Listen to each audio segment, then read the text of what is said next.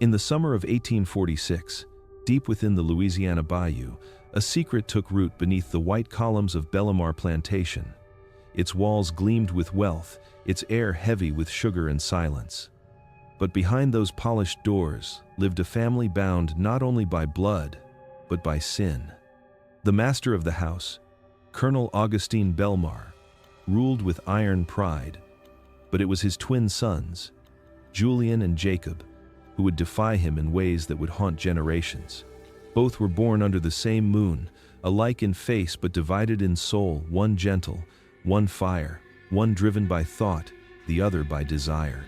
And between them stood Annalise, a young woman brought from Saint-Domingue, a slave whose grace and strength drew the gaze of both brothers. What began as stolen glances would become a story of forbidden love, betrayal, and blood, a tragedy carved into the very soil of the South.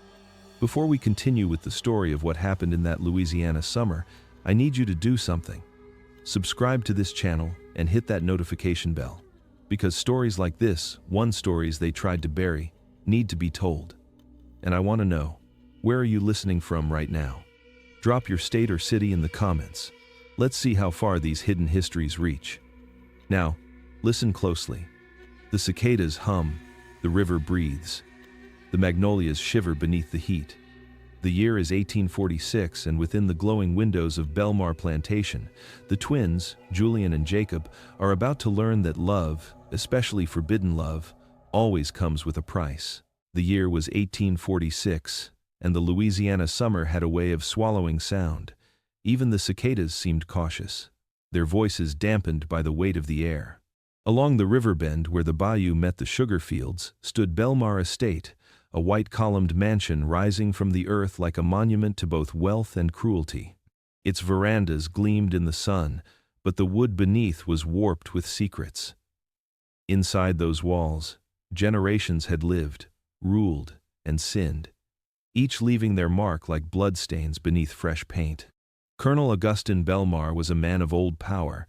His voice could quiet a room, his temper could quiet a life. He believed in order, in the divine right of men like himself to shape the world with their will. To his mind, Louisiana was not a state but a kingdom, and he, its chosen ruler. He moved through his house with a soldier's precision, a Bible in one hand and a riding crop in the other. No one defied him, not his servants, not his slaves, not even his sons. Julian and Jacob Bellemar were born 12 minutes apart on a thunderous night in May. The midwife had said the storm was an omen, and she was right.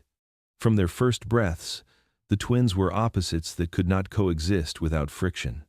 Julian was quiet, his eyes dark and thoughtful, always lost in books and questions about right and wrong that his father called dangerous. Jacob was everything the colonel admired, loud, handsome, and quick to draw blood for pride's sake. One was his father's disappointment, the other his reflection. But both were drawn, though they would never admit it aloud, to the same forbidden gravity that pulsed quietly through the house. Her name was Annalise. She moved like silence through the corridors, her presence felt before she was seen. The daughter of a woman stolen from Saint-Domingue, she carried in her eyes the memory of fire and freedom. She served as nursemaid to the younger cousins, laundress when needed, and companion to the mistress of the house. To the colonel, she was property. To his sons, she was something neither could name without guilt. In the evenings, when the sun bled into the river and the cane fields shimmered gold, Julian watched her from the library window as she carried laundry down to the creek. Jacob watched too, though not from afar. He lingered in doorways, found reasons to speak to her, to make her laugh. Annalise was careful, always careful. But even the careful leave footprints in the dust, and the colonel noticed everything. The Bellemar estate stood proud that summer, its shutters gleaming, its gardens trimmed to perfection. Yet beneath the magnolia trees, the soil was restless. Something unseen had begun to stir, something that would soon split the family like a fault line. And though no one spoke of it then, the story of how love crossed the forbidden threshold of Bellemar's house began with two brothers who could not share the same heart. Julian Bellemar had the kind of mind that didn't belong in Louisiana. While other young men memorized crop yields and market prices, He filled his journals with questions that could ruin reputations. He read too much, spoke too carefully, and saw too clearly the cracks in the world his father called righteous. The plantation's beauty could not blind him to its rot. He knew that beneath the hymns and Sunday prayers lay the constant hum of suffering. He heard it in the rustle of cane stalks, in the quiet sobs behind the quarters, in the weary silence of those who no longer remembered freedom. Jacob, on the other hand, was the world his father wanted. He rode horses like he was born in the saddle, flirted with every woman in town, and laughed too loudly at his own cruelty. Where Julian thought, Jacob acted. Where Julian hesitated, Jacob struck. They were twins in flesh but strangers in soul, bound only by the weight of their father's expectations. And between them stood Annalise, the one thing neither could name without trembling. Annalise carried herself with a grace that defied her station. She had a calmness that unsettled men who believed power made them gods. Her skin glowed in the lamplight like bronze, her voice low and steady when she spoke. She was often seen tending the colonel's ailing wife, reading psalms in her soft island accent. Yet when she looked out across the bayou, something in her eyes burned something that spoke of a world beyond Belmar's iron gates. Julian noticed her long before Jacob did. He watched her during supper when she poured wine, her movements precise, her eyes lowered but never submissive. There was intelligence there, dangerous, unspoken, and alive. He told himself his fascination was curiosity, nothing more. But curiosity, once fed, becomes hunger. Jacob's interest was different. He did not watch her quietly. He pursued her like a game. He cornered her in the stables with a smile that hid cruelty, whispered promises he had no right to make. Annalise endured it as she had endured everything, silently, until silence became unbearable. One night, Julian caught sight of his brother slipping through the servants' corridor. The realization cut through him like a blade. By morning, the air between them had changed. Their conversations grew short, their glances colder. The plantation carried on as if nothing had happened, but something sacred had been broken. The Belmar twins had always been reflections, one light, one dark, one bound by conscience, the other by impulse. But mirrors can shatter, and when they do, both faces bleed. And though neither would speak it aloud, both knew the truth. They loved the same woman, and in a world built on possession, that truth would destroy them all. Before she was Annalise of Bellemar, she was simply Annalise, the child who came across the sea. She remembered flashes of that voyage, the smell of salt and sickness, the sound of her mother praying in Creole beneath her breath. They said the island she came from once burned brighter than any star, that it rose from the ashes of Saint-Domingue where the enslaved had claimed their freedom with blood and fire. Her mother had been one of the freed, her father a French soldier who never returned. When the violence swallowed the island, smugglers carried the survivors to Louisiana, selling freedom back into bondage. That was how Annalise became property again before she was even 10. At Belmar, she learned silence early. She watched how the women of the house spoke like porcelain, fragile but sharp. She learned the rhythm of the colonel's temper, when to step forward and when to disappear. The mistress, Eleanor Belmar, trusted her more than most, calling her gentle and clever. Yet every kindness came with a reminder. "You are blessed to be here," Eleanor would say. "My husband saved you from the savages." Annalise would smile, though she knew there was no salvation in cages, only quieter chains. Years passed, and the girl from the island became a woman the household could not ignore. When she sang to the children, even the wind outside seemed to still. Her beauty unsettled those who thought her less than human. Men stared too long. Women looked away. And beneath every compliment hid the fear of what her existence reminded them, that the bloodlines of masters and slaves were never truly separate. The Belmar twins noticed her first as a presence, then as a question neither could answer. Julian admired her composure, her intelligence that gleamed like hidden steel. Jacob admired her body and the mystery he could not own. Annalise saw through them both. She had lived long enough to recognize danger dressed as affection. But hearts do not always obey reason. By the spring of 1846, her name had become a quiet rumor on every servant's tongue. The colonel's sons lingered too long where she worked, and the mistress began to pray louder at night. Everyone on that estate could feel it, the air tightening, the storm gathering. Annalise, the girl from Saint-Domingue, had brought with her not just beauty, but the echo of rebellion. The summer of 1846 did not come quietly. It arrived like a fever that refused to break, smothering Belmar in heat so thick it clung to the lungs. The river ran low, the cane fields shimmered under a merciless sun, and tempers cracked as easily as the parched earth. Every sound carried farther that season, from the clang of the blacksmith's hammer to the whispered songs rising from the quarters at night. The slaves sang to endure, but even their hymns held unease. Something was changing. Something was coming. Colonel Belmar felt it before anyone else. He ruled his estate like a general in enemy territory, pacing the veranda with a pistol at his hip. Each morning brought new rumors from neighboring plantations. Talk of stolen weapons, vanished men, gatherings deep in the cypress swamps. The colonel answered rumor with punishment. Whippings became more frequent, curfews stricter, prayers louder. Fear was his order, and the house followed his rhythm like a dying drumbeat. Inside that pressure cooker of heat and silence, Jacob Belmar grew restless. He sought thrill where decency forbade it. At first, he rode into town to gamble and drink. Then, when even sin grew dull, he began to visit the quarters after midnight. He moved through the fields barefoot, his boots in hand, his breath heavy with rum. He told himself he was only watching, that he wanted to understand the people his father owned. But understanding was not what drove him. Annalise's cabin sat near the edge of the quarters, beneath a magnolia tree that bloomed pale even in darkness. Jacob would stand outside her door, listening to the quiet murmur of her prayers. Sometimes he knocked, pretending to need medicine, pretending to be kind. Other nights, he said nothing, only lingered until her candle went dark. His visits became routine, a sickness of the spirit he could not cure. Julian noticed the change in his brother first. He saw the dirt on Jacob's feet at breakfast, the faint perfume of magnolia clinging to his shirt. He said nothing, but silence in a house like Belmar's could be louder than accusation. Each morning, Julian's unease deepened. The heat would soon break, he thought, but not with rain. Something else would fall first. And when it did, no one under that roof would be spared.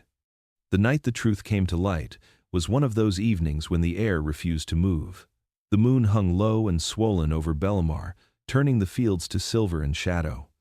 Inside the kitchen, the world was smaller, filled with the scent of boiled sugar and smoke, the hum of crickets bleating through the open window. Annalise stood at the table, her sleeves rolled, her hands still slick from washing. She did not hear Julian enter until the door creaked shut behind him. He had been waiting for her alone, rehearsing words that dissolved as soon as she turned to face him. There was no accusation in his eyes, only something he had tried too long to bury. "Tell me the truth," he said quietly. "About my brother. About you." Annalise froze, her gaze flicking toward the door, then back to him. "There is no truth you will thank me for," she whispered. But Julian stepped closer, his voice trembling now.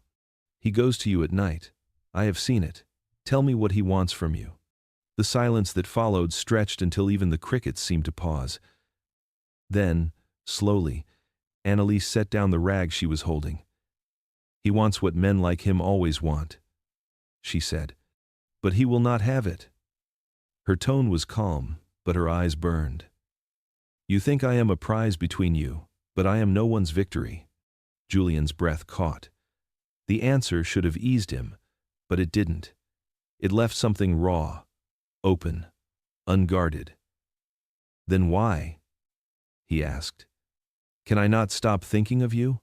Her lips parted, but no words came. For a moment the room felt suspended outside time. The lantern light caught in her hair, the faint tremor in her hands, the pulse of something forbidden that neither could name. Then, softly, she said it. "Because I love you." The sound was barely a whisper, but it shattered everything. Julian stepped back as if struck. The truth had been waiting for years, quiet as smoke beneath the floorboards, and now it burned through the air. Somewhere above them, a clock struck midnight, marking the hour when everything in Bellemare changed. Two brothers shared one heart, and by morning, it would begin to break. Jacob had always believed that secrets could be controlled. He thought lies were weapons he could wield better than anyone else, that silence was his to command. But that night, he learned how truth sounds when it breaks free. He had come back from town drunk, his boots caked in mud, the storm clouds pressing low above the bayou. The house was quiet, the kind of quiet that made every creak sound like a confession. As he crossed the hall toward the kitchen, he heard voices: Julian's voice, low and trembling, and Annalise's, soft but certain. He stopped at the doorway, half hidden in shadow, listening to the words that would undo him. "I love you," she said. The air seemed to stop. Jacob waited for his brother to laugh, to deny it, but instead came the sound of silence, deep and real. Then Julian's voice, shaking with the kind of honesty Jacob had never known. "And I love you." The words struck harder than any bullet. Jacob stepped back into the darkness, his heart pounding like hooves against the floorboards. The storm outside broke in sudden fury, lightning flashing through the window, illuminating his reflection in the glass. He saw his brother's face staring back at him, the same eyes, the same mouth, only twisted now by rage. By dawn, the jealousy had turned to something darker. He told himself it wasn't envy, it was justice. Julian had betrayed him, had taken what was his by birthright. Love, honor, family, all stolen by the brother who was supposed to be his mirror. And mirrors, Jacob thought, were made to be shattered. At breakfast, he watched Julian in silence, his mind already turning.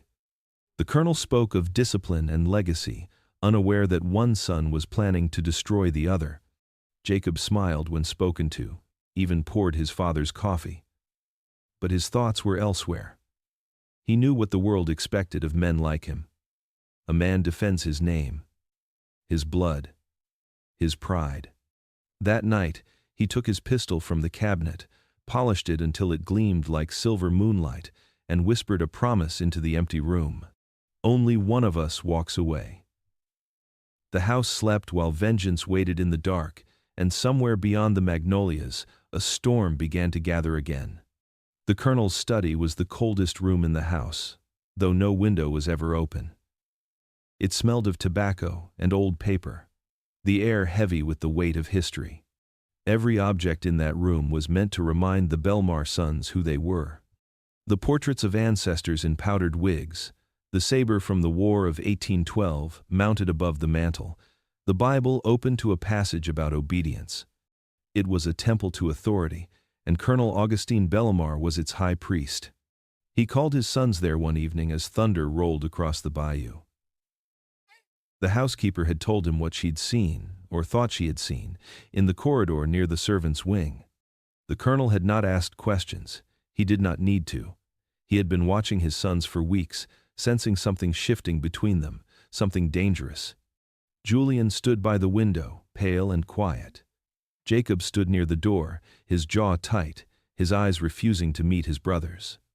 The colonel poured himself a glass of whiskey before speaking. "Do you know what destroys a house?" he asked. Neither answered. "It is not war, it is not debt, it is weakness." He let the word hang like a noose. "We are Bellemares. We are not men. We are monuments. And monuments do not fall for slaves." The words struck like a lash. Julian's heart clenched, but he said nothing. He could feel his brother's gaze burning through him. Jacob wanted to confess, to drag the truth into the open, but fear of his father was stronger than his fury. The colonel took a slow sip of whiskey and studied them both. "I built this estate on obedience. You will not shame this family with foolish desires. You will not bring filth into my house." When he dismissed them, neither son spoke. Outside, the night pressed heavy and wet. The twins walked in silence through the corridor until they reached the staircase. Jacob turned away first, disappearing into the dark. Julian remained, his fists clenched, his breath shallow. For the first time, he saw his father not as a man but as a wall one built from cruelty and fear. And walls, he thought, could be torn down. It was the moment rebellion first stirred in his heart, quiet but certain, like a match waiting for flame. The letter arrived on a humid morning, carried by a courier whose boots were dusted in the pale red clay of the road from Baton Rouge. The seal was still warm from travel, the wax pressed with the crest of a Charleston banking family whose name carried the weight of gold. Colonel Belmar read it once, then twice, his mouth curving into the faintest smile. To anyone else, it was a simple proposal. To him, it was a lifeline. His family's fortune had been thinning like the river in drought, and the promise of a marriage between his son Jacob and Miss Evelyn Devereaux of Charleston meant salvation. At breakfast, the colonel made the announcement. "A union has been offered," he declared. "One that will restore what others envy and secure what is rightfully ours." Jacob grinned, pleased with himself though he had not yet earned the victory. Julian, across the table, said nothing. He saw what the letter really meant. It was not about marriage or legacy. It was about control. His father was arranging futures the way he arranged his fields, dividing, planting, harvesting, and discarding when done. Later that day, Julian found Annalise in the garden hanging linen to dry. The air shimmered with heat. She could see the letter's shadow in his eyes before he spoke. "He plans to marry Jacob to a woman from Charleston," Julian said softly. "And you?" She kept her gaze on the sheet flapping in the breeze. "The mistress says I am to be sold before they arrive," she whispered, "to clean the family name." The words struck him harder than any blow. He had expected cruelty from his father, but not this. The thought of her being taken from Belmar, carried away like livestock, filled him with a fury he could barely contain. "You will not be sold," he said, but even he could hear the uncertainty in his voice. That evening, as the sun drowned itself in the river, the colonel wrote his reply to Charleston.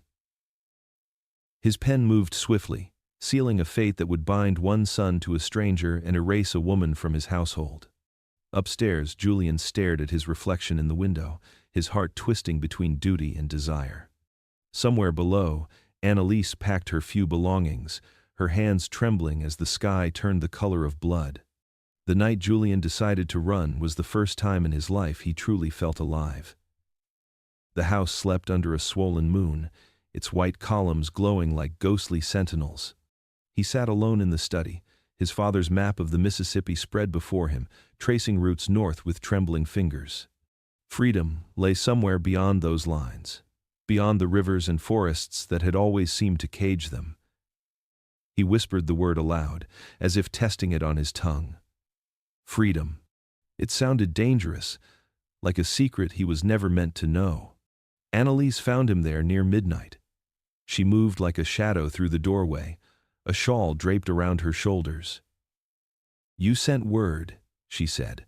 "What is so urgent that you risk being seen?" Julian stood and met her eyes. "He means to sell you, Annalise. Before Jacob's wedding. I will not let that happen." His voice cracked with conviction. "We can leave, tonight. There are men who can help us. A carriage will meet us by the old levee. We'll go north to Illinois, maybe farther." For a moment, she said nothing. The silence between them stretched like the river outside, deep, uncertain, endless. "You speak of freedom," she said softly, "but you do not know its price." She turned away, her hands trembling. "You are a white man, Julian. When they catch you, they will call it madness. When they catch me, they will call it crime." Julian stepped closer, his voice low. "Then let them call it what they wish. I will not live in a world that claims to own you." He reached for her hand, and for the first time she didn't pull away. Her breath shook as she met his gaze. She wanted to believe him, to trust that his promises could outweigh the chains that bound her life. But she had seen too many dreams buried beneath the cane fields to believe in happy endings. Outside, thunder rumbled faintly across the bayou. Annalise looked toward the horizon where the storm gathered and whispered, We go. There is no turning back. Julian's reply came without hesitation. There never was. The decision hung in the air like a vow, fragile, irreversible, and already set in motion. The wind began before sunset, a low growl that rolled through the cane fields and bent the trees toward the ground. By nightfall it was a roar. The sky above Belmar churned like a living thing, black and bruised with fury. The air tasted of metal, heavy with rain that had not yet fallen. Inside the house, the servants prayed, the horses screamed in their stalls, and the colonel barked orders that vanished into the storm's rising howl. No one noticed that Julian Belmar was gone. At the carriage house, Annalise waited beneath the magnolia tree, her shawl soaked, her heart beating so hard it hurt. The storm raged around her, tearing at the world with invisible claws. Every flash of lightning painted the estate in silver and shadow. When she saw Julian running toward her, cloak clinging to his body, she felt both terror and relief. He carried a small trunk papers, money, the deed that would buy their passage north. "The carriage is ready," he shouted over the wind. "We can still make it before the bridge floods." They had only moments to spare. He helped her climb inside, the horse stamping nervously as thunder shook the sky. But before Julian could take the reins, another voice cut through the rain, a voice sharp enough to slice through the storm itself. "Where are you going, brother?" Jacob stepped from the darkness, his coat plastered to his skin, his pistol gleaming in the light of a lightning flash. His face was twisted with betrayal and grief. The storm reflected in his eyes. "You would shame us all for her?" he shouted. "You would throw away everything for a slave?" Julian moved in front of Annalise. "You do not understand," he said, his voice breaking. "I love her." The words landed like thunder. For a heartbeat, the storm seemed to hold its breath. Lightning split the magnolia tree behind them, the horse reared, the carriage lurched, and the gun fired. When the echo faded, rain fell harder, washing blood into the mud. The magnolia burned where it had been struck, a tree turned to fire against the darkness. 3 lives, bound by love and envy, had met their reckoning beneath its branches. Dawn broke gray and trembling over Belmar, the world drenched in silence after the storm's fury. The air was thick with steam rising from the soaked earth, carrying the smell of mud, gunpowder, and magnolia sap. The great tree by the carriage house still smoldered, half its trunk split open where lightning had struck. Beneath its broken limbs, footprints led through the flooded courtyard, 2 sets, side by side, converging toward the front steps where the colonel now stood, his face as pale as marble. He had been roused from his bed by shouting. The servants were in chaos, crying that the twins had gone mad, that Jacob was armed, and Julian was calling him out. By the time the colonel reached the veranda, both sons were already standing in the courtyard, pistols glinting in the dim morning light. The river wind carried their breath like smoke. The colonel roared for them to stop, but neither man heard. Julian's shirt clung to him, torn and stained with rain. He looked exhausted, but his eyes were steady.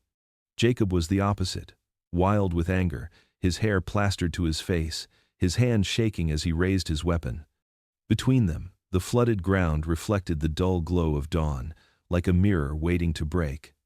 "You took everything from me," Jacob shouted, his voice cracked under the weight of fury. "My name, my father's favor, and now her. What else will you steal, Julian?" Julian's reply was quiet, almost mournful. "I never meant to take what you never loved." The colonel shouted again, threatening, pleading, cursing the both of them, but the air between the brothers had already sealed into something sacred and terrible. They were beyond hearing, beyond forgiveness. 2 sides of the same soul, bound for ruin. A servant tried to rush forward, but the colonel stopped him. "Let them finish," he hissed. Pride would not let him intervene. The family name, he thought, must survive even if his sons did not. Julian raised his pistol, rain dripping from the barrel.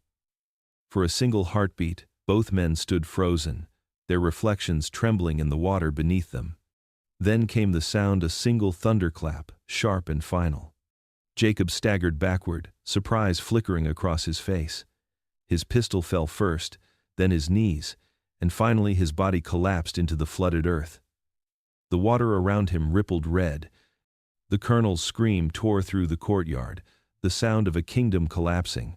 He ran to his fallen son, the mud splashing against his boots, while Julian stood motionless, the pistol still in his hand. In that instant, everything he had fought for, the love, the defiance, the dream of freedom, turned to ash.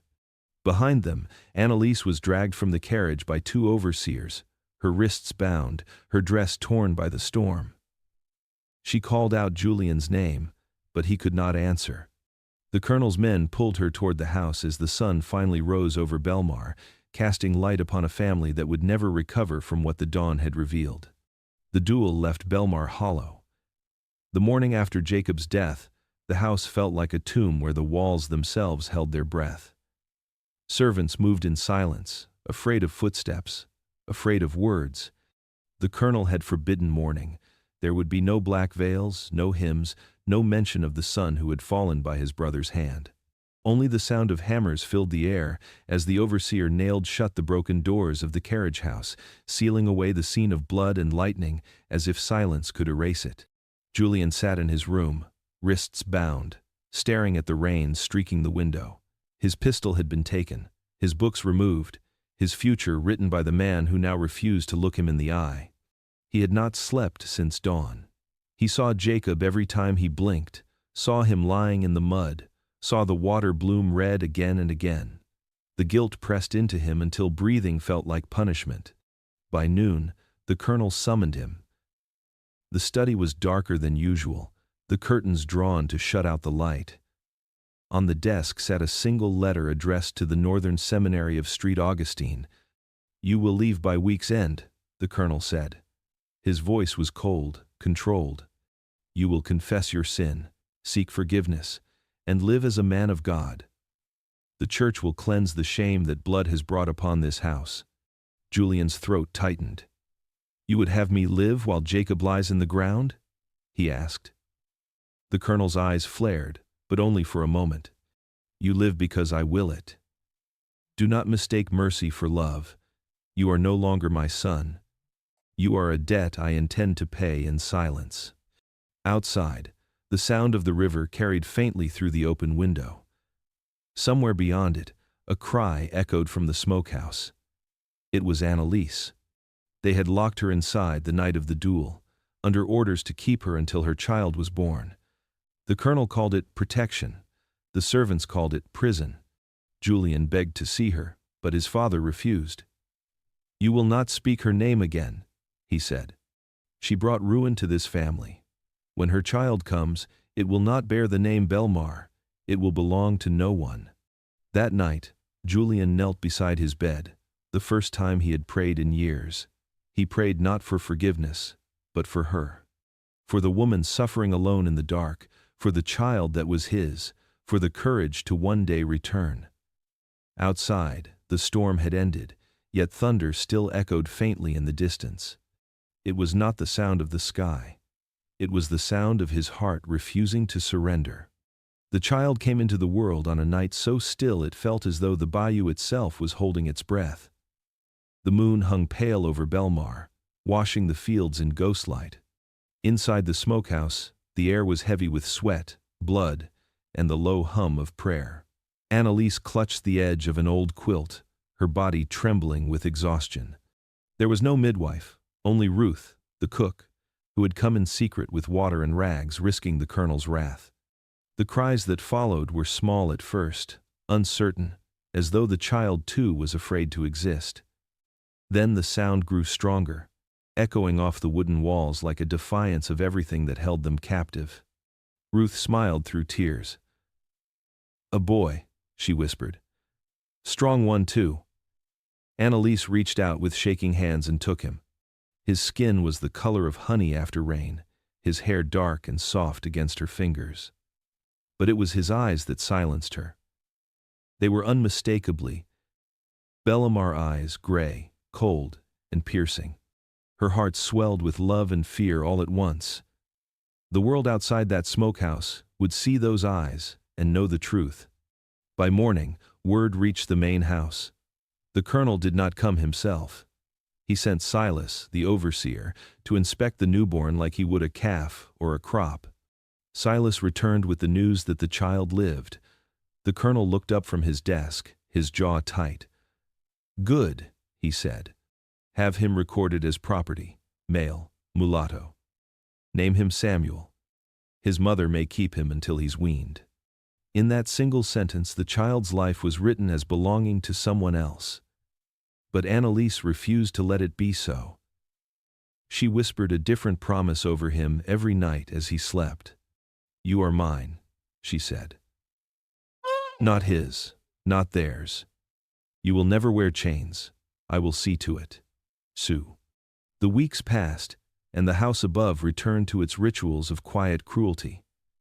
The colonel spoke Jacob's name only in prayer, as if martyrdom could wash the blood from the soil. Julian's room remained locked, untouched, his absence haunting every hallway. Yet beneath the surface of Belmar, something new had begun to grow. Annalise worked by day and dreamed by night. Each time she looked into Samuel's eyes, she saw both curse and salvation. She began to plan, gathering whispers from the servants about the riverboats heading north, about men and women who helped those fleeing bondage. She hid away scraps of cloth, bits of food, anything that might serve them on the journey. Outside, the magnolia tree that lightning had split now stood bare, its branches blackened but alive. Life, Annalise thought, could survive even fire. And as Samuel stirred in her arms, she swore that he would one day walk free beneath a sky untouched by Belmar's shadow. The morning of Jacob's burial was heavy with mist. The air clung to the ground, swallowing sound and color alike. The cypress grove behind Belmar was chosen for the ceremony, its roots twisting out of the earth like the fingers of the dead reaching upward. Only a handful of people gathered there. The colonel, his wife pale and trembling behind a black veil, a preacher from the neighboring parish, and a few overseers who shifted uneasily in the damp soil. The slaves stood at a distance, watching silently from the edge of the trees. They had seen many burials at Belmar, but this one was different. This one carried a weight that even the river refused to wash away. Jacob's coffin was plain pine, hastily built, the lid sealed with nails that gleamed in the weak light. The colonel refused marble, refused ceremony. "He died in disgrace," he said. "He will have no monument." But his voice wavered as he spoke, the words breaking on the edges of pride. The preacher read scripture about sin and forgiveness, though no one seemed certain which applied. The only sound besides the sermon was the slow drip of water from the trees, falling like tears onto the coffin's lid. When the final prayer ended, the men lowered the box into the grave. The thud of dirt against wood echoed through the grove, each shovelful like a heartbeat fading into silence. The colonel stood rigid, his eyes fixed on the ground, his face unreadable. Beside him, his wife began to sway, clutching her handkerchief as though it could hold her together. No one reached to steady her. Behind the murmurs of the living, the whispers began. They moved like smoke through the crowd.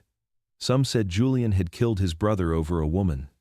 Others said the devil himself had claimed the twins, that such beauty and pride could not belong to mortals without cost. The old women from the quarters crossed themselves and muttered prayers in Creole, believing the grove cursed now. Julian was not there to hear the whispers. The colonel forbade his attendance. "You will not stand over the body of the man you damned," he had said.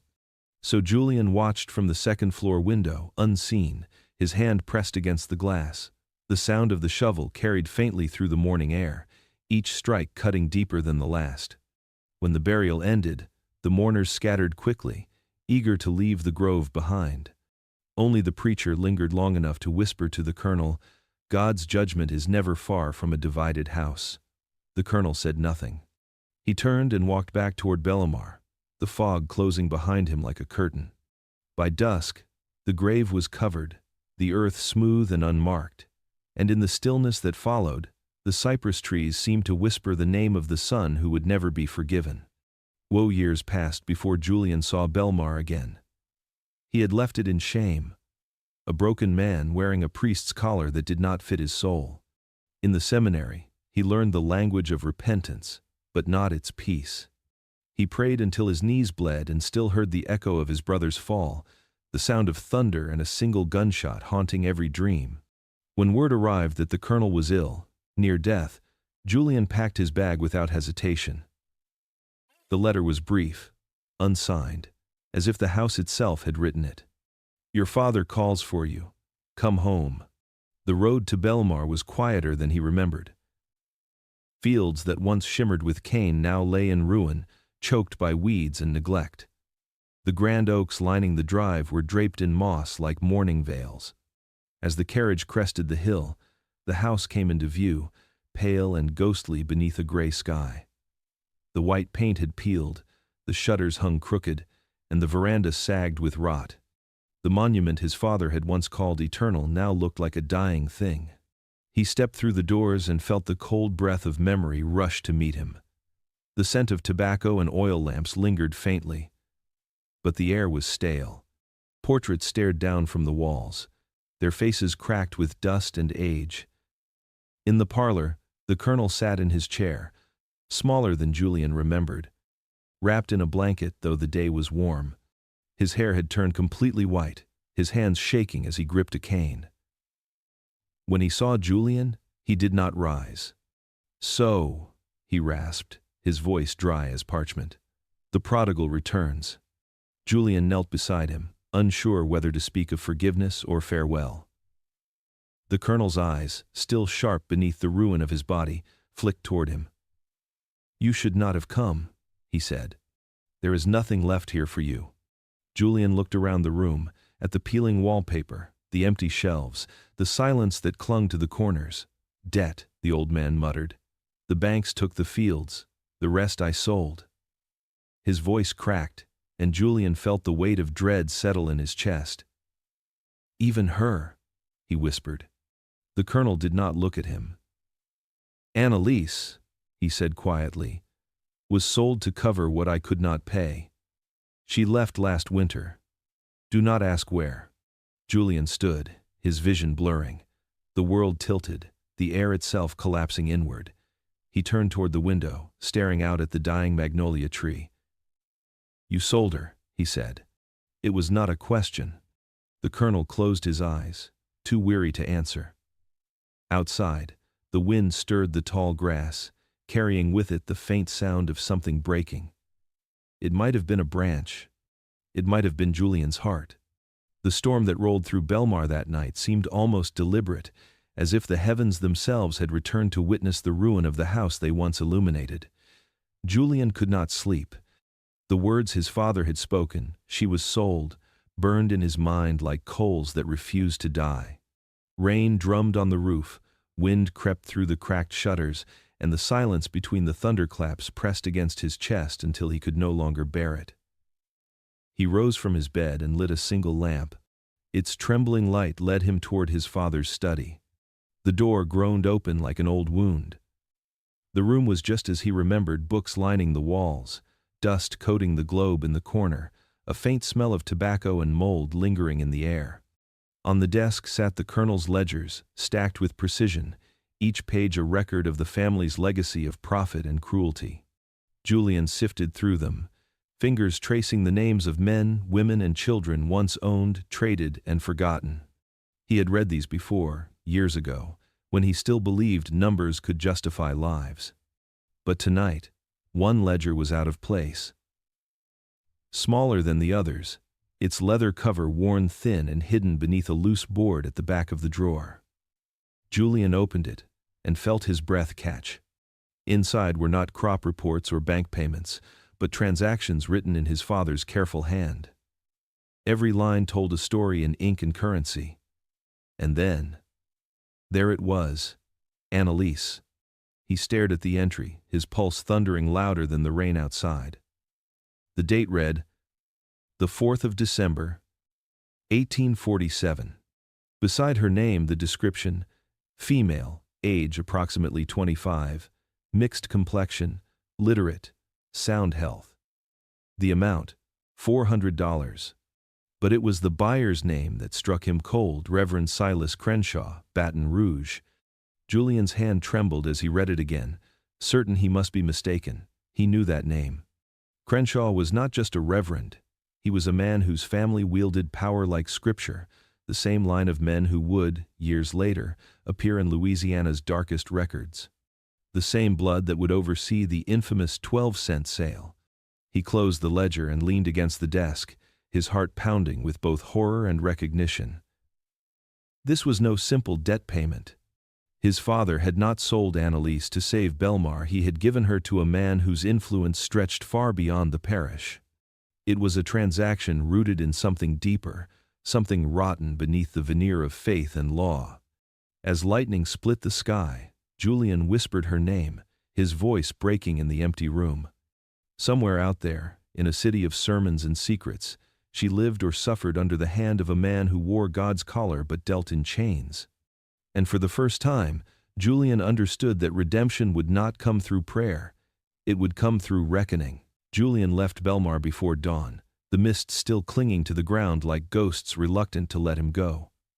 The road to Baton Rouge was long, winding through swamps that swallowed sound and light alike. Cypress trees loomed over him, their roots tangled in black water, their branches draped in moss like mourning veils. Every hoofbeat echoed in the stillness, a rhythm that matched the pounding of his guilt. He rode without rest, driven not by hope, but by the weight of what he had allowed to happen. The air grew thicker as he traveled south. Villages appeared and vanished, their wooden shacks sinking slowly into the mud. He passed slave coffles being marched along the roadside, chains clinking faintly beneath the croak of frogs. No one spoke. The men who led them carried ledgers strapped to their saddles, keeping count of human lives as if they were bushels of grain. Each time Julian saw one, he looked away, but the sight followed him long after. The entire state, he realized, was built on paper, the kind that bore signatures and seals instead of blood, yet always led to the same grave. By midday he stopped at a small parish inn to water his horse. The owner, a weary woman with sunburned cheeks, recognized the name Belmar when he introduced himself. Her eyes shifted with something like pity. "There's talk of your father," she said quietly. "And of the woman he sold. Baton Rouge folk know of her. The Reverend keeps her close." Julian thanked her, though his stomach turned at the confirmation. He wanted to believe Annalise still lived freely, but in his heart he knew what kind of man would buy another soul. The closer he came to the city, the louder the world grew. Steamships choked the river with smoke. Merchants shouted from crowded docks, their voices blending with the cries of men unloading sugar and cotton. Baton Rouge glittered with false holiness, its steeples gleaming while misery thrived in the alleys behind them. Julian dismounted near the cathedral, staring up at its white stone tower. Somewhere behind those walls was Silas Crenshaw, preacher and trader, man of God and master of flesh. As evening fell, Julian found a small boarding house by the river. He washed the dirt from his hands, but could not wash away what they had done. When he closed his eyes, he saw Jacob falling, saw Annalise reaching for him, saw the inked ledger that turned love into currency. Louisiana, he realized, did not bleed only through its people. It bled through its paper, through the signatures that turned sin into law and mercy into debt. He looked out across the river, the sky deepening to violet. Somewhere beyond those waters, Annalise was waiting, or already lost. He swore under his breath that before he left this city, he would know which. Baton Rouge glimmered in the distance like a mirage, its spires catching the light of the setting Sunday. But Julian did not ride into the city itself. He followed the river road south toward the Crenshaw plantation, a sprawling property half hidden behind cypress and fog. It was quieter than he expected, too quiet, the kind of stillness that feels like breath held in fear. The main house loomed ahead, white columns gleaming faintly against the darkening sky, but it was the chapel that drew his attention. Small, wooden, and slightly crooked, it stood apart from the rest of the estate, its bell long since rusted still. Julian tied his horse at the edge of the trees and waited until full dark. Then, with nothing but a lantern hidden beneath his coat, he crossed the yard. The air smelled of ash and damp wood. Through the chapel's cracked window, he saw the faint flicker of candlelight below. It was then he realized the glow came not from the altar, but from beneath the floorboards. A trapdoor stood slightly ajar. He descended the narrow steps into the earth, his heart pounding with every creak. The basement was small, low-ceilinged, and lined with barrels, crates, and old hymnals eaten by time. But among them sat a group of children, 5, maybe 6, each holding scraps of paper. At the center, a woman read softly by candlelight, her voice calm and deliberate. Julian froze. It was her. Annalise looked older, thinner, but there was strength in her posture, fire in her eyes. She stopped mid-sentence, sensing him before she saw him. For a heartbeat neither moved, the candlelight trembling between them. "Julian," she whispered, disbelief softening into something unreadable. He stepped forward, his voice breaking. "They told me you were sold." "I thought—" "Sold, yes," she said, "but not broken." She looked toward the children, who watched silently, their faces wide with wonder. "I came here with a man who helps us. The underground. We teach by night, travel by moon. These are the ones left behind by masters who fled or died. We give them words, so no one can ever silence them again." Julian's throat tightened. "You could have run north. You could have escaped all this." Annalise smiled faintly. "Freedom means little if you leave others in chains." Her hand brushed the boy nearest her, his hair curled like Samuel's. "I stay until they are ready." He wanted to beg her to leave, to come away before Crenshaw or his men discovered her. But before he could speak, footsteps echoed above. Someone was coming. The candlelight flickered, shadows rippling across the walls like warnings. Annalise pressed a finger to her lips. "Hide," she whispered. Julian extinguished the lantern and slipped behind a stack of crates as the trapdoor creaked open. Silas Crenshaw's voice drifted down the stairs, smooth and venomous. "I know you're down here," he said. "The Lord sees everything." In that moment, Julian understood that salvation in Louisiana never came from heaven. It came from those willing to defy it. The letter arrived at dawn, sealed with black wax and smudged by travel. Julian recognized the handwriting before he opened it, the careful, slanted script of Belamar's attorney. He read the words once, then again, unable to decide what he felt. Colonel Augustine Belmar was dead. The man who had ruled their lives like a god had drawn his last breath beneath the decaying roof of the house he once called eternal. Julian folded the letter and sat in silence, listening to the distant hum of cicadas through the open window. The world, it seemed, had not noticed the fall of its tyrant. He buried his face in his hands. The death should have brought peace, but instead it brought a hollow ache. He thought of the old man sitting in that dark study, surrounded by the ghosts he created. Perhaps death had been merciful. Perhaps it had done what love and reason never could. Yet, as the morning light shifted across the floor, another truth stirred within him, one that would soon steal whatever comfort the news had brought. A messenger arrived by midday with the colonel's final will. Julian broke the seal and unfolded the thick parchment, the ink still faintly fragrant with oil. Each line read like judgment. "To my surviving son, Julian Belmar, I bequeath the full title and holdings of the Belmar estate, including lands, assets, and debts incurred." For a moment, Julian's breath caught. Then his eyes moved to the final clause, written in his father's unmistakable hand. "This inheritance is granted on the condition that the aforementioned heir shall never acknowledge, employ, or correspond with the woman known as Annalise or her bastard child, issue of sin and betrayal. Should he do so, all rights and claims to the Belmar estate shall be void." Julian let the paper fall to the table. The words burned into him more deeply than any wound. Even in death, his father sought to chain him to dictate whom he could love, whom he could name, whom he could remember. The room seemed to tilt as fury rose in his chest. For years he had carried guilt like a penance, believing that obedience might redeem him. Now he saw the truth. The Belmar name was nothing but a monument to cruelty, a shrine built on the suffering of others. He walked to the fireplace, the will still trembling in his hands. Outside, thunder rolled across the horizon, echoing the storm gathering in his soul. With one deliberate motion, he tossed the parchment into the flames. The edges curled, blackened, and turned to ash. "You will not own me," he whispered. As the paper burned, he looked out the window toward the north, where the river flowed unseen through cypress and fog. Somewhere beyond that line of trees, Annalise was still fighting to live, and his son, their son, was growing. The empire his father built would die with its master, but something purer might yet rise from its ashes.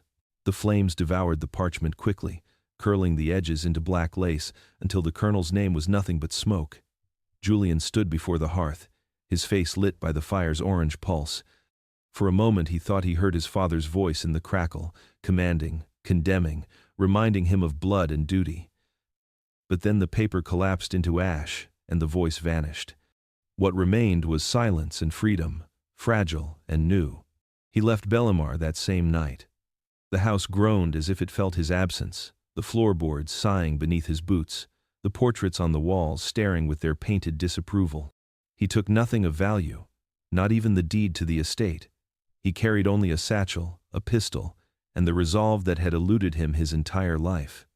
The moon guided him down the long road toward Baton Rouge, where Annalise waited in hiding. When he reached the edge of the city, he found the small chapel again, its windows shuttered, its cross leaning against the night sky. A knock on the door brought no answer, but a voice from within whispered, "Who seeks the light?" Julian hesitated, then replied, "A man who has walked too long in shadow." The door opened, and an older man stepped into the lamplight. His hair was silver, his coat threadbare.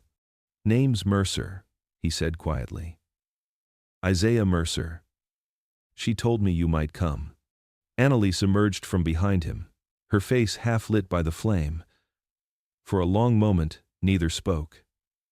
Then she reached for his hand, and the years between them fell away. "You burned it," she said softly. He nodded. "All of it. Belmar belongs to the river now." Her eyes glistened, not with sorrow but with something fiercer. "Then we are finally free." Mercer watched them both with a tired smile. "Freedom is a long road," he said. "But I can show you the first mile." He led them through the chapel to a narrow stair that descended into darkness. Beneath the church stretched a tunnel, damp and narrow, lit only by candles wedged between stones. The air smelled of earth and courage. As they walked, Mercer spoke of others who had passed this way, men, women, and children who had vanished into the northern night and emerged into lives of their own making. "We move by night," he said. "Sleep by day. There are safe houses all the way to Illinois if you keep faith and silence." When they reached the riverbank, the sky had begun to pale. A flat-bottomed boat waited in the reeds. Julian helped Annalise aboard, the oars creaking as Mercer pushed them into the current. The river carried them north, its dark water whispering of new beginnings. Belmar faded behind them like a dream dissolving at dawn, and for the first time in years, Julian felt no weight upon his soul, only the quiet promise of a life not granted, but chosen. The fog rolled off the Mississippi like a living thing, curling around the trees and swallowing the moon. The water was black and endless, its slow pulse echoing like a heartbeat beneath the mist. Julian guided the small boat toward the shore where the larger riverboat waited, its lanterns dimmed, its paddle wheels silent. Beside him, Annalise held Samuel close beneath a blanket, whispering softly to calm him. Every sound felt dangerous, the creak of wood, the splash of oars, even the baby's quiet breaths. Somewhere behind them, across the dark expanse of riverbank, dogs barked. The bounty hunters were closing in. Isaiah Mercer stood at the bow, his hand steady on the tiller. "Stay low," he murmured. They hunt by light and sound. Let the fog be your prayer. His eyes, pale and sharp, scanned the horizon, where faint lanterns flickered along the shore. The hunters were thorough, men who earned their living by dragging the lost back into chains, but the fog was thick tonight, and for once, mercy was on their side. They reached the riverboat as the first shouts echoed through the trees. Julian helped Annalise climb aboard, then hoisted Samuel up into Mercer's waiting arms. The captain, a quiet black man named Daniel, nodded once and motioned for silence. Within moments, the engines groaned to life, and the riverboat slipped into the current. The sound of barking faded behind them, replaced by the low churn of water and the whisper of wind through the fog. Inside the cramped cargo hold, they hid among crates marked textiles and molasses. The air smelled of river mud and oil. Annalise sat on a coil of rope, cradling Samuel as Julian pressed his ear to the wooden wall. Above them, the footsteps of the crew moved cautiously. Mercer crouched nearby, his voice low. We'll make for Cairo. From there, the Illinois line. Once we cross it, no man can claim you. Julian nodded, though his eyes were distant. He had dreamed of this moment. Freedom within reach. The chance to build a life beyond the reach of blood and law. Yet something in him could not rest. The something in him could not rest. The weight of Bellemare clung to him like the river's mud, and the faces of the dead, his brother, his father, all those buried beneath the cane rose with every ripple of the water. Annalise touched his arm gently. We are almost free, she said. Her voice trembled, not from fear but disbelief. Say it, Julian. Say we are free. He looked at her, at Samuel asleep in her arms, and forced a smile. We are free, he whispered, as if saying it could make it true. Above them, the fog began to thin, revealing faint stars reflected on the river's surface. For a single moment, the world was quiet, suspended between danger and deliverance. The river carried them forward, its current whispering of new beginnings. For that breath of time, freedom felt real, fragile, fleeting, but real. The riverboat cut through the fog like a ghost, its paddle wheels whispering against the current. For a time, the passengers moved quietly, wrapped in the hush that follows escape. The sky above was pale and starless, the water below thick as ink. In the cargo hold, Julian held Annalise's hand while Samuel slept between them. Every mile carried them farther from Bellemare, farther from chains, closer to the dream they had almost begun to believe. But freedom has a way of drawing shadows to itself. And that night, one of those shadows wore a familiar face. Silas Guthrie had boarded at a small port under the name William Graves, carrying a revolver and the eyes of a man who never forgot a debt. His coat was worn, his beard unkempt, but his memory was sharp as ever. He had hunted men and women before, and he knew the scent of fear. It was near midnight when he wandered below deck, pretending to inspect the cargo. His lantern caught movement near the rear crates, a woman, her face half hidden beneath a shawl, whispering softly to a child. She looked up for only a second, but that was all it took. The years between them vanished. Well, I'll be, Guthrie murmured. Bellemare's ghost. Julian froze. His hand went to his pistol, but Guthrie was faster, drawing his own weapon and leveling it at Annalise. Thought you could slip the river, did you? Guthrie sneered. Colonel's pet runaway and her lover boy. I knew the South would pay good money for the pair of you. Annalise clutched Samuel to her chest, her voice trembling. Let us go, Silas. There's nothing left for you to claim. Guthrie laughed. Oh! There's always something left. You, him, the reward. Maybe I'll even finish what your master started. Julian stepped forward, his pistol shaking in his hand. Touch her and I'll kill you. The shot came before the words finished leaving his mouth. Smoke filled the hold. The noise shattered the quiet like a blade. Julian stumbled backward, clutching his side, the pistol slipping from his grasp. Guthrie advanced, grinning. But Annalise moved faster. She grabbed the fallen gun, her hands steady despite the chaos. For a heartbeat, their eyes met Hunter and hunted before she pulled the trigger. Guthrie fell. The lantern toppled, spilling flame onto the floorboards. Smoke began to rise, the air filling with panic as voices shouted above. Annalise turned to Julian, his face pale, blood blooming beneath his shirt. He gasped. "Take him. Go." Tears blurred her vision, but she nodded. Cradling Samuel against her, she climbed the ladder to the deck. The fog swallowed everything, the sky, the river, even the fire's light. Behind her, gunfire echoed again. Without hesitation, she leapt from the railing into the dark water below. The river closed around her like a cold promise, carrying mother and child away as the boat behind them burned, its reflection vanishing into the mist. Morning rose soft and golden over the Mississippi, the fog thinning into ribbons that clung to the water like memory. The riverboat drifted silently near the far bank, its hull scorched, its flags torn.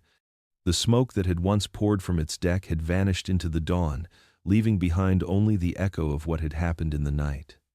The crew that remained searched the water with poles and ropes, calling out names swallowed by the current, but the river gave nothing back.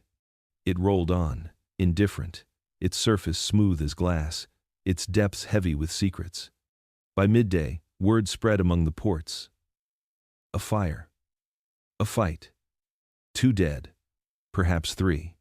One man swore he had seen a woman leap from the deck with a baby in her arms, her hair streaming behind her like a flame before the fog closed over her. Another said the river had taken them gently, as if carrying them home. None could agree on what became of the man who was shot below deck. Some claimed he lived long enough to see the sunrise. Others said the current claimed him too, that the water that once fed his family's fields had come to bury their sins.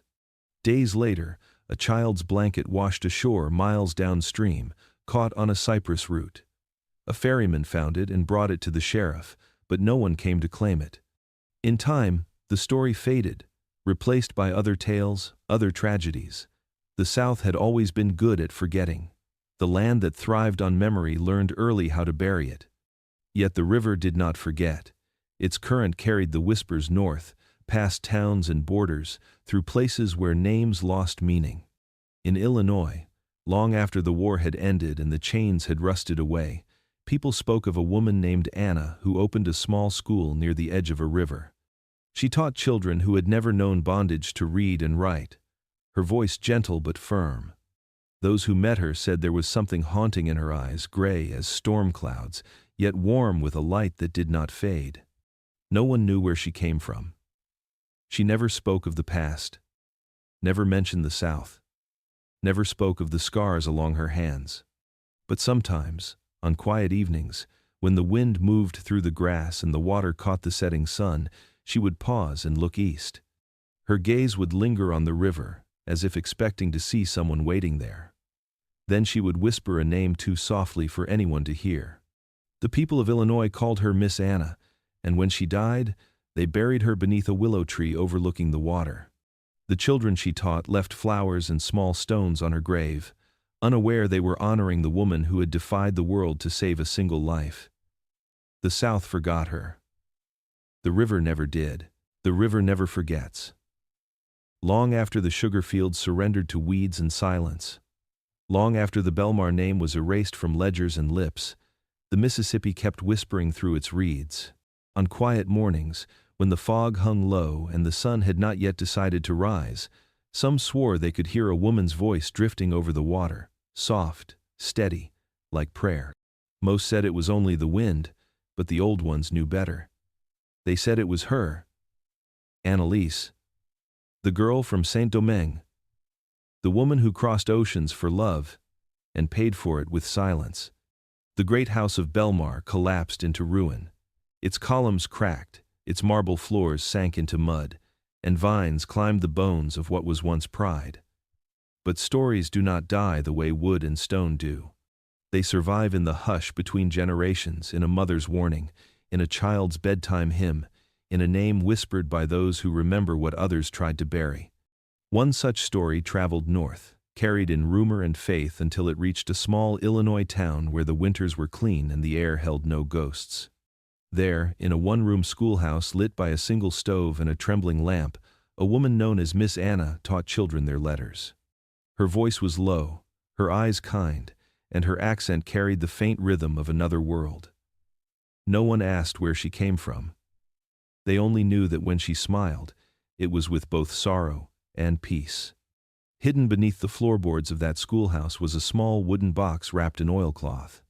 Inside it rested 3 relics: a lock of light brown hair tied with silk, a folded piece of parchment burned at the edges, and a name written in careful ink: Samuel Belmar.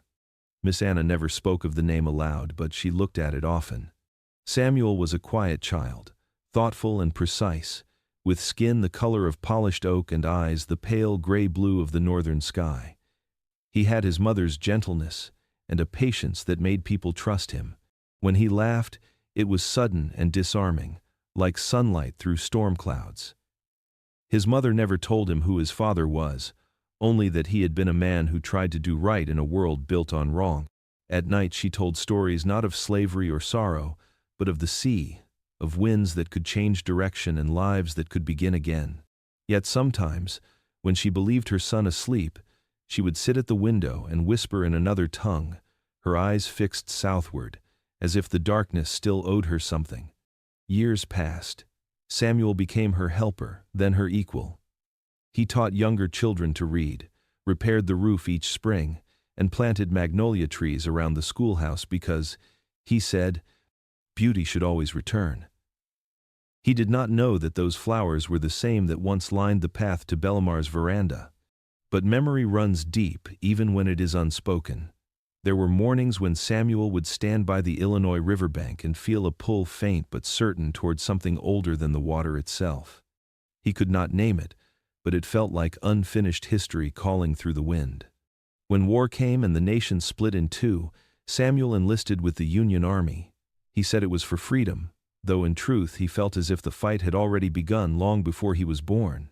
Miss Anna packed his satchel with bread, a book of psalms, and that folded parchment she had guarded all her life.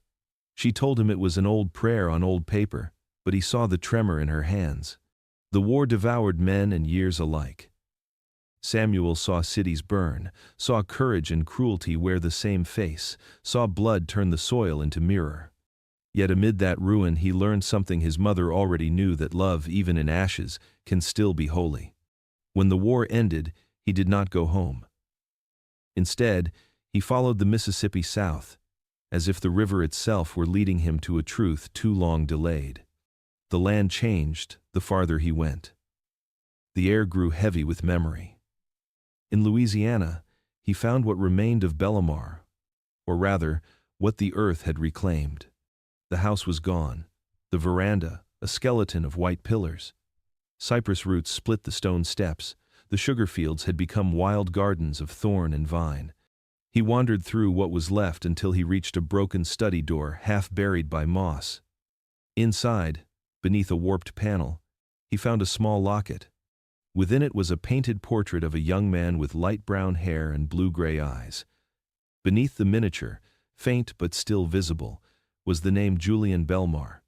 Samuel held it in his hand for a long time. The man's eyes were his own. When the sun began to set, he built a fire beside the ruins and unfolded the parchment his mother had hidden in his satchel. The ink had nearly faded, but the words still breathed. This is to certify that the bearer, Annalise of Saint-Domingue, and her child, shall henceforth be free. Signed, Julian Belmar. He read it again and again, until the page blurred with tears. Then he fed it to the flames. The fire caught quickly, curling the edges into light. When it was gone, Samuel whispered both their names into the smoke, his mother's and the father he had never met, and the river wind carried them away. He stayed there until morning. When he left, he did not look back. Years passed, and the ruins disappeared beneath the bayou. Only one tree remained, a magnolia that grew tall and wide beside the water, its roots coiled through the bones of the plantation. Locals said the tree bloomed out of season, its flowers whiter than any other in the parish. They called it the widow's magnolia, though no one could agree whose widow it honored. In the early years of the new century, a young historian named Elise Fontaine discovered an unmarked grave near that same riverbank. Inside were 2 rings, one gold, one iron, fused together as if they had been buried, clasped in prayer. There was no name, no date, only a faint engraving of a magnolia petal between them. She kept them secret for many years, saying only that they belonged to a story too tender for textbooks. Time moved on, as it always does. The South paved its roads, built its cities, and learned to forget in new ways. It carried the past beneath its surface, the laughter of 2 brothers, the weeping of a woman, the cry of a child who became his own salvation. In truth, the story of Belmar was never about slavery or scandal. It was about inheritance, what we choose to carry, and what we choose to set free. Julian tried to redeem his world and was destroyed by it. Jacob fought it and lost himself to rage. Annalise transcended it. Samuel transformed it. Each left their mark like ripples spreading outward until they touched even us. There are no monuments to the Belmar family now. The fields where men once bled for sugar are quiet. The stones that bore their names have been ground into soil. But if you walk the river's edge at dusk, when the light turns gold and the air smells faintly of rain, you might see something 3 figures standing where the house once rose, 2 young men and a woman between them. One calm, one defiant, and one eternal. They do not speak. They do not need to. The current carries their story for them.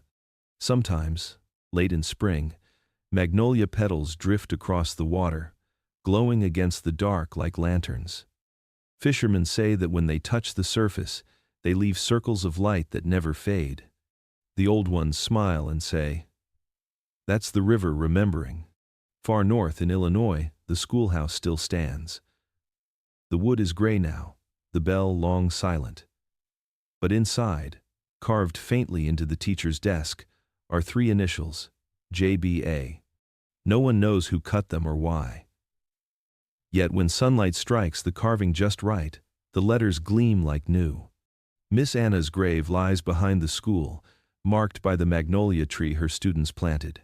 Its roots run deep. Its blossoms return each year with a scent that carries both sea salt and sweetness, the scent of endurance. The children who pass beneath it do not know her story, but they feel its warmth all the same. Samuel lived a long life. He became a teacher, a writer, and a man who believed that words could mend what blood had broken. On his desk he kept a smooth river stone. He never told anyone where it came from, but each morning before he wrote, he would touch it gently, as if greeting an old friend. When he died, they found a single line written in his journal. The river remembers because love does not drown. And that is where their story ends, or perhaps where it begins again. Because every generation must choose what to remember. The world prefers clean ledgers and closed books, but truth flows like water, patient, relentless, impossible to dam. It finds its way through cracks, through silence, through centuries. The river carries what refuses to die. The sound of a woman's song. The reflection of 2 brothers bound by blood and guilt. The promise of a child who turned inheritance into freedom. It carries the echo of courage that defied empire and the quiet grace of forgiveness earned through pain. So, when you stand beside the Mississippi at dusk, listen. Beneath the hum of insects and the slow churn of water, there is a rhythm steady as a heartbeat, old as the world. That is the river's memory, alive with everything we've forgotten. And if you close your eyes, you might see them there. Julian, Jacob, and Annalise, no longer bound by name or law, but joined in the only thing time cannot undo. Because love, once real, is never buried. It becomes the current. It becomes the light. It becomes the story the river will carry forever. The river never forgets.